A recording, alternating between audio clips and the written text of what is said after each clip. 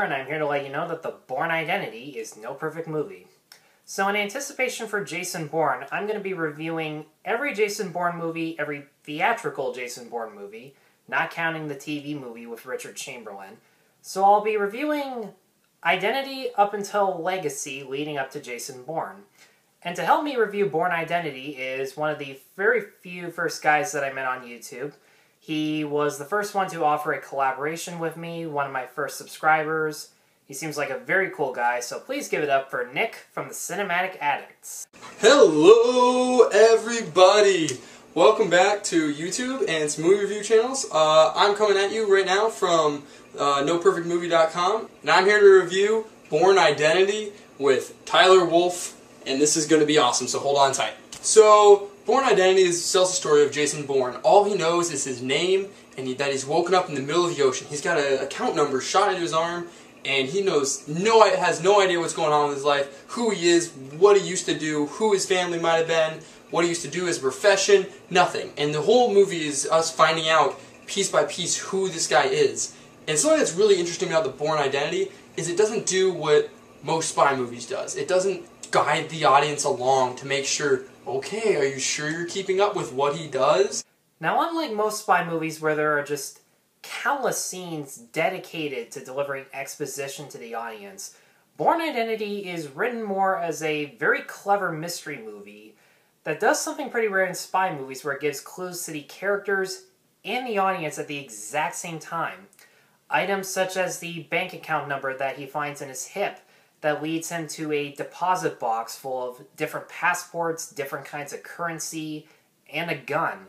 And just through those little items, no dialogue whatsoever, we're given clues that he is dangerous, intelligent, important, and was involved in espionage in some shape or form. But we're still not sure if he was a cold-hearted assassin who failed a mission, or if he was just some regular spy who discovered something that he shouldn't have.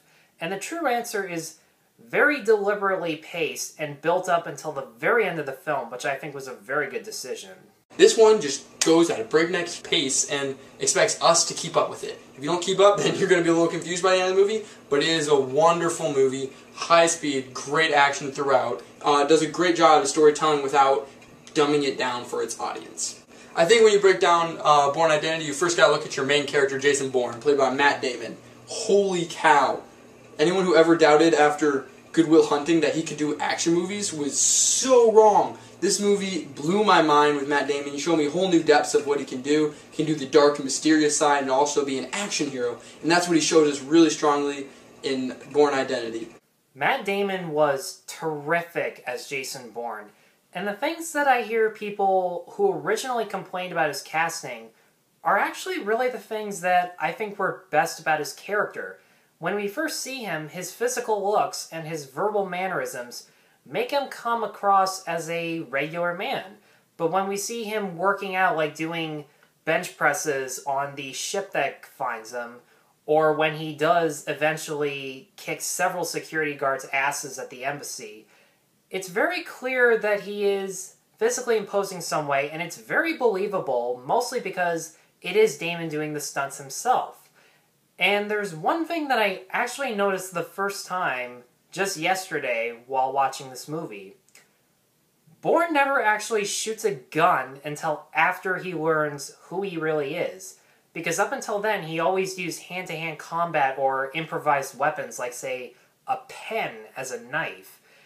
And I think that's really cool and very clever, and actually pretty subtle when it comes to him discovering his identity and whether he embraces it or wants to bury it forever. And Franca Potente, I probably got that wrong, I apologize, but the actress who plays Marie is equally fun to watch, but it's for a completely different reason.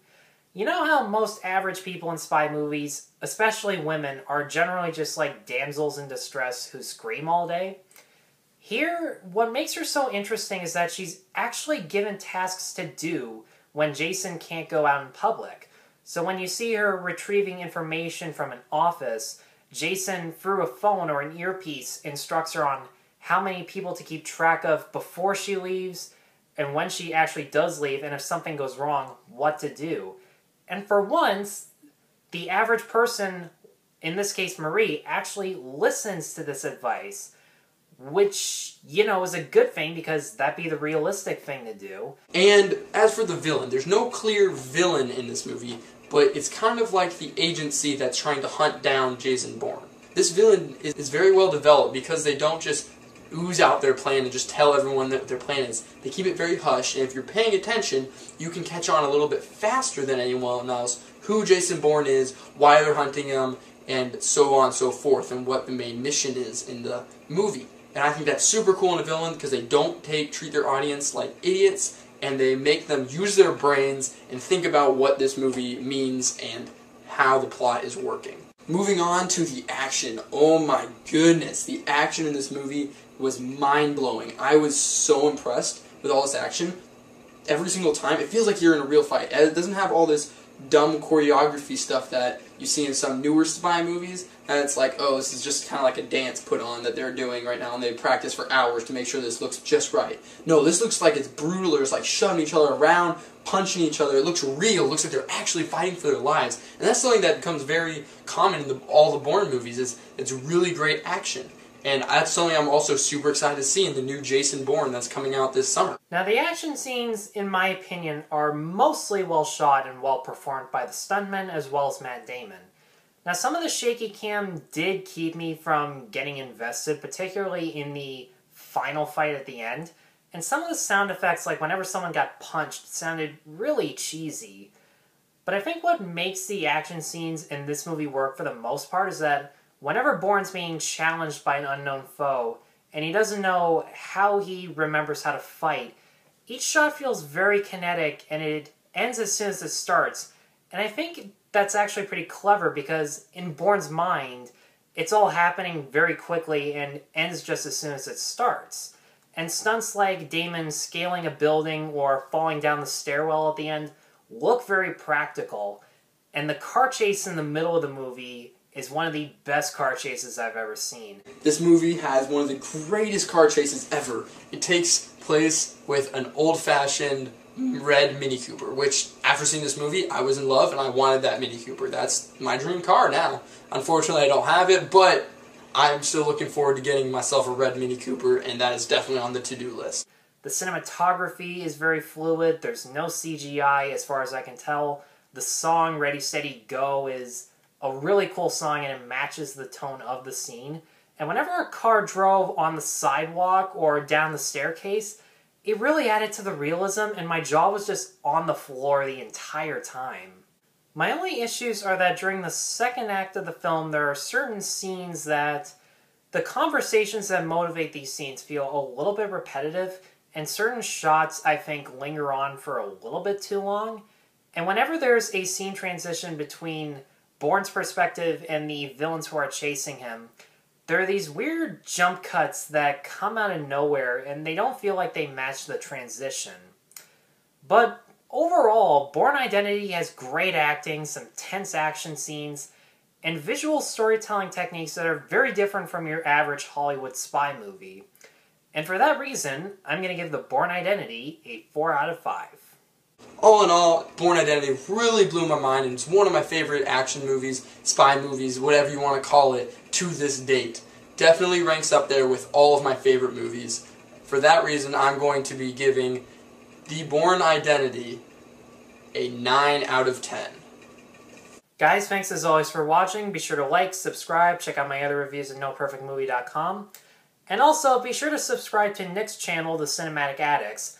I had a lot of fun making this video. It was a lot of fun seeing his enthusiasm and passion for the Bourne Identity. Definitely check out his channel. Definitely subscribe.